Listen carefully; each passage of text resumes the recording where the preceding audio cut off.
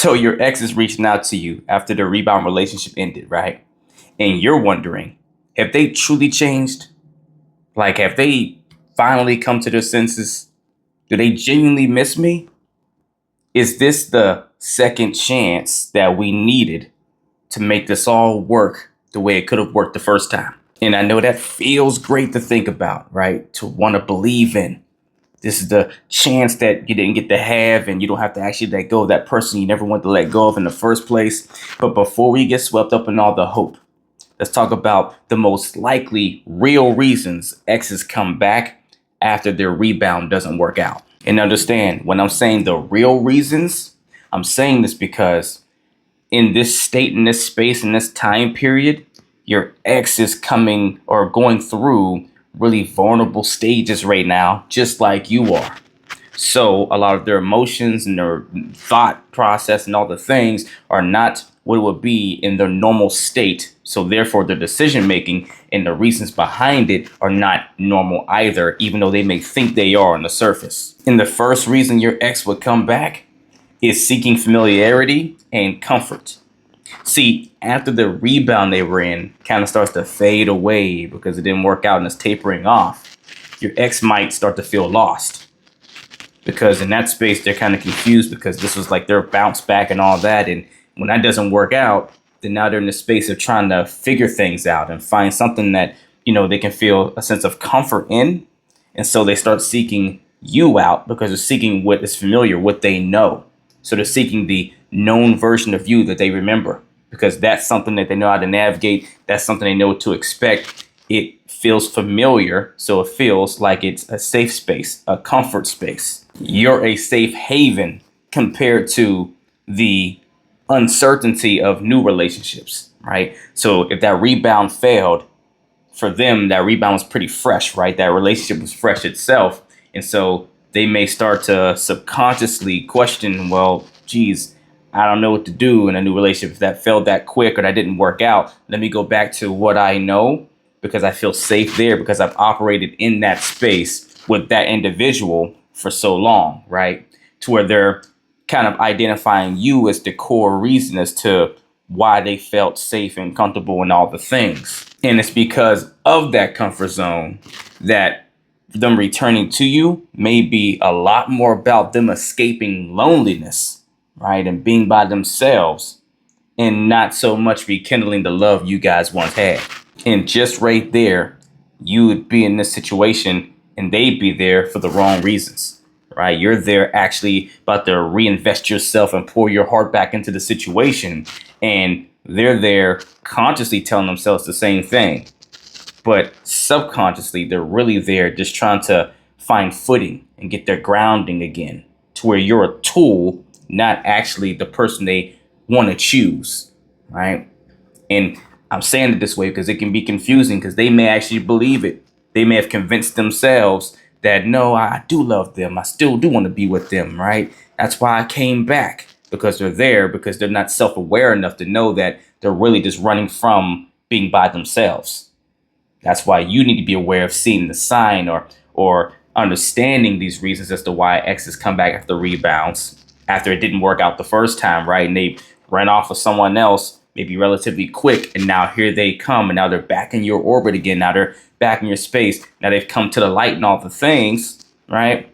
Oftentimes, there's more at play under the hood, even if they're not consciously aware of it. And the next reason is, in addition to the loneliness your ex is trying to avoid, they also are having to face regret, right? So after the rebound ends, your ex is facing that loneliness, that solitude, if you will.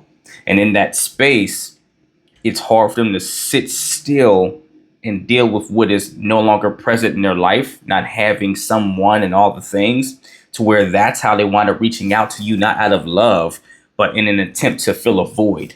Again, even if they're not consciously aware of it, they just know something feels off, something doesn't feel right. They don't feel safe. They don't feel grounded. They don't feel, whole because they're not. There's wounds they have that they're not healing on their own. And that rebound person that was supposed to fill in those gaps is not there anymore. And so the first thing their mind thinks is going back to what is familiar, which is you, right? But the regret piece kicks in because since this rebound relationship didn't work out, because usually when people get into rebound relationships, they think this is the thing I've been missing this whole time that I didn't have with my ex, being you, right? This is what I didn't, have that I kept asking for. It's that 20% that was missing out of the 80-20 rule.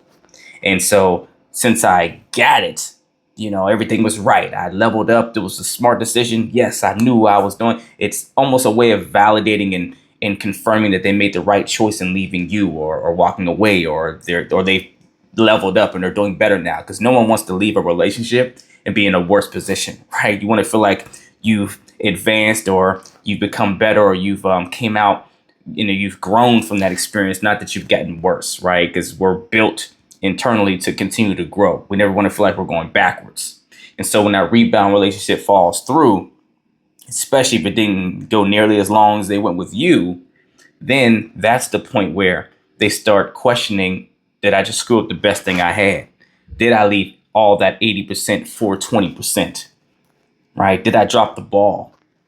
And it's at that point much easier for them to start looking towards the past, which is you, to try to come back, to try to, rebuild things, rekindle things once they fear that they got caught up in the grass is greener effect and they're realizing it's not greener and they might have made the biggest mistake of their lives. And so they're coming back out of fear of losing something, losing value, not about you, the person. Third reason, unresolved emotional baggage. See, one of the biggest reasons people wind up in rebound relationships in the first place, maybe chasing that 20% or whatever the case, is because they haven't fully healed or processed the emotions and the feelings they've had with the relationship they had with you.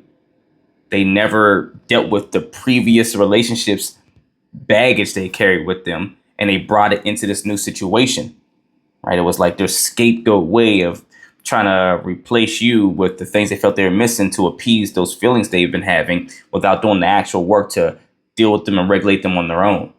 So once that rebound falls through, now they're left to have to face them. Now those unresolved feelings start coming up to the surface and they start tugging on their heartstrings and they start to confuse that information or those sensations with still loving you or still wanting you back. So now they start trying to circle the block. But in reality, it's really just those unresolved issues asking to be heard, asking to be tended to. And they start mistaking it for they need to get you back to appease them. And then what happens? They start to project their unmet needs onto rekindling with you, right? Whatever still has a void in them and that hasn't been addressed, they subconsciously start operating towards you in a way of, yeah, let's get back together. We can figure this out. Yeah, why didn't we work the first time? Like, we could have got there. We just need to work a little bit harder, understand each other a little bit better. All the while, it's really just their subconscious way of getting them to do something to meet these needs that need to be met, even if it is by going back to someone that it doesn't work with for them, right? You didn't work for them. They don't work for you, right? And you guys may not work because they have more work to do on themselves than you do. That's possible. But at the end of the day, you didn't work for a reason. And they're not thinking about that reason. They're more in survival mode, trying to tend to these wounds, these unmet needs. And you seem to be a reliable source to get those needs met, which again makes you a tool, not the partner they want to choose in their healthy mind. They're not coming from a healthy space right now, remember? And so it's really important to recognize this, because whenever you're in that space, it's going to feel like they're so passionately wanting to come back for all the right reasons. But understand this, always, your mind and body's job is to keep you alive. That's all they care about. Primal wiring, right? It wants you to stay alive. It doesn't care about you thriving. Surviving, not thriving. Thriving is your job. So whatever your nervous system has been attached to, where your needs are being met, even if they're being met in unhealthy ways, if they're getting met, By your mind and body standards, that's good enough because it means maybe you're happy, you're comfortable, you feel good, you're going to stay alive. Because in nature, if you're in danger and you're feeling senses of fear and you're going through pain and everything else, that must not be good. You may be harmed, you may not be here long if you keep going through that. So someone that at one point in time, even if it was for unhealthy reasons, allowed you to feel like you were loved, have a safe space and all these things, no matter how unhealthy or not right that relationship was, your mind and body is going to try to tell you to go back and get that source if you've lost this new source, this rebound person, right? And so what winds up happening is their mind and body puts them in survival mode to start looking at you like you're the answer to come back to, when in reality, they're just there to try to tend to their unmet wounds or unmet needs that still have wounds and issues with them. And the fourth reason, they're seeking a sense of validation and control of you or over you. See, sometimes them reaching out to you and all that is more about their ego than it is an actual genuine affection towards you, right? Because after this rebound fell through, they may be in a space to where, because they don't do this for themselves, they just want to feel again the reassurance that they matter to someone, not to you particularly. Yes, they're coming back to you to want to, all the things they're saying and they're doing is suggesting, wow, like he really cares about if I still love him, right? Or she really cares if I still want her, and all these things is targeted at you. So it feels good, right? Oh, wow, they still care about what I think about, what I care about, right? They care that I care about them. That feels awesome, right? But it's not really about you. It's about them just having someone that makes them feel reassured and validated that they matter.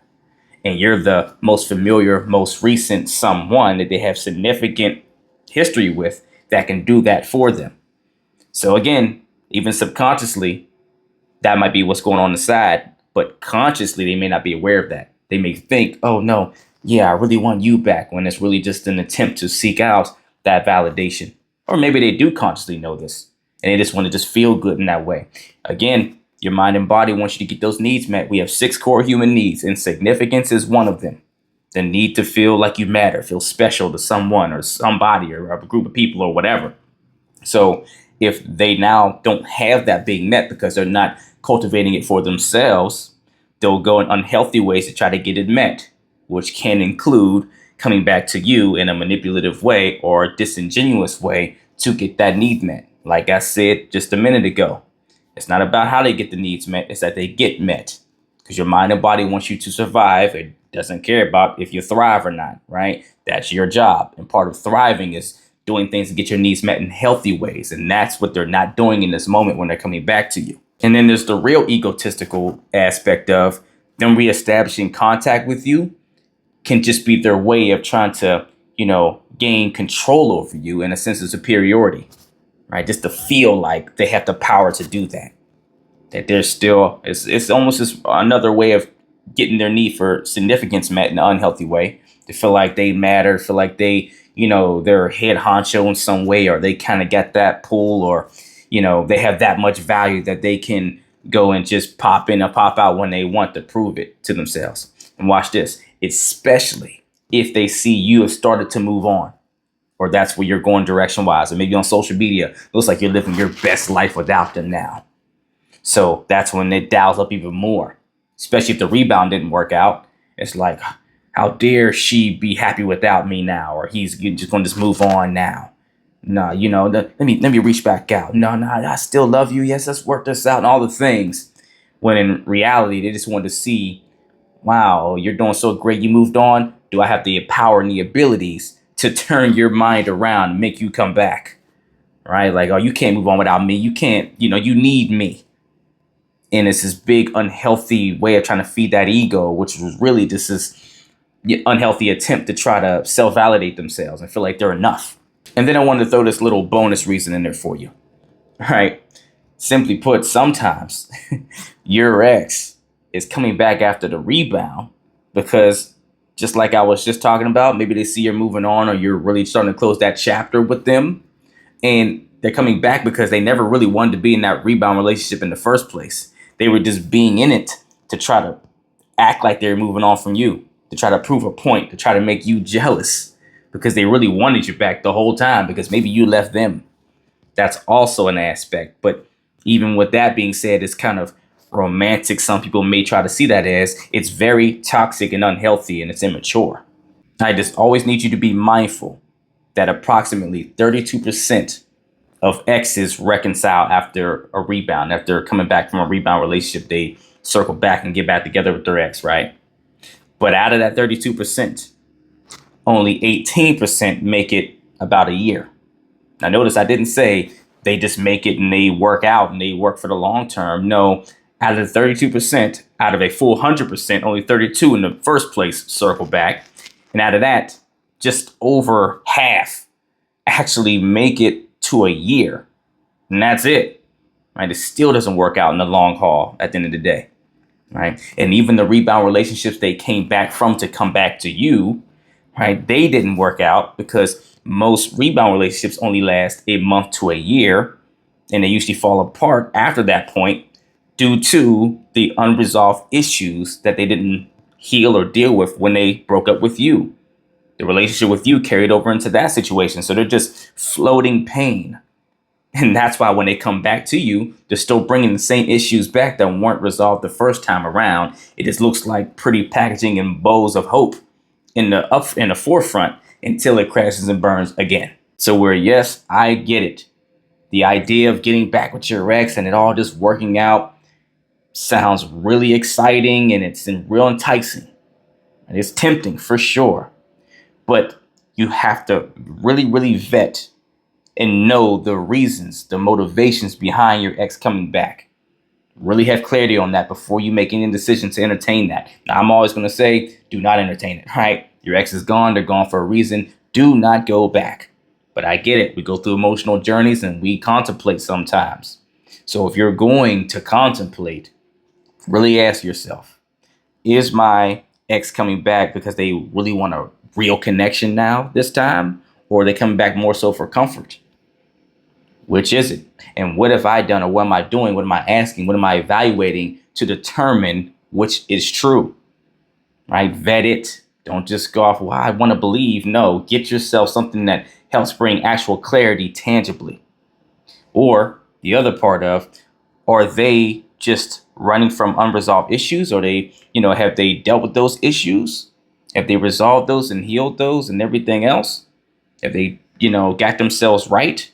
Or are they just repeating patterns with me, using me to repeat their toxic patterns and cycles, right? And again, whenever I come to a conclusion on either or, which is true, what helps me know this is true? How do I know? Not, what makes me want to believe. How do I know? What are the actions consistently they've done? What's the change I've seen in them truly that I can track for a period of time? Like, how do I know they actually are where they want to claim they are right now versus just coming back to me to continue something that hurt me the first time around? If you need help gaining the full clarity so you don't wind up going back to an ex that's actually not good for you, right? And to actually fully heal if you're not fully healed from that ex leaving in the first place, so you can truly move on and not get yourself caught up again in something that's real toxic for you, then email or DM me the word coaching and we will get to work, only if you're truly ready to put that work in. If you're not ready for one-on-one coaching, don't have the time, space, or maybe even the resources, then at least email or DM me the word transformation, and I'll send you the link to one of my transformation courses that will teach you the same things I teach my clients one-on-one at your own pace, on your own time, at a resource level more fit for where you are right now. Either way, do something to get in the race. Let's get it.